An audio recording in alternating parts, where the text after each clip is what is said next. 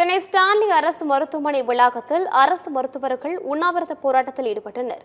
அரசு மருத்துவர்களுக்கான ஊதியம் நிர்ணயம் செய்து தொடர்பான 354வது அரசாணையை நடைமுறைப்படுத்த வலியுறுத்தி மருத்துவர்கள் போராட்டத்தில் ஈடுபட்டனர். மருத்துவமனைக்கு வரும் நோயாளிகளுக்கும் ஏற்கனவே சிகிச்சையில் உள்ள நோயாளிகளுக்கும் எந்த இடையூறும் இன்றி ஆர்ப்பாட்டத்தில் ஈடுபடுவதாக தெரிவித்த மருத்துவர்கள் ஊதிய உயர்வு முறையாக கிடைக்காமல் பல்லாயிரக்கணக்கான மருத்துவர்கள் கடுமையான பாதிப்புகளை சந்தித்து வருவதாக குற்றம் சாட்டினர்.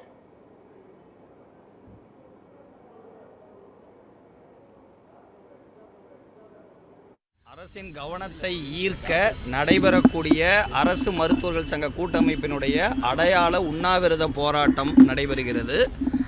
அரசு எங்களது கோரிக்கைகளுக்கு செவிசாய்க்கும், மாண்புமிகு முதல்வர் அவர்களும் கோரிக்கைக்கு செவிசாய்ப்பார் என்று நம்புகிறோம்.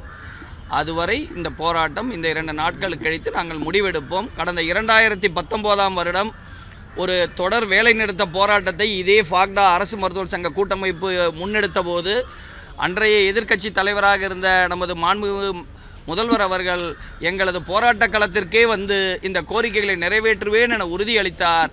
அவர் அளித்த அந்த உறுதியை நிறைவேற்ற நாங்கள் முதல்வரிடத்திலே இந்த கோரிக்கையை முன்னெடுத்து செல்கின்றோம்.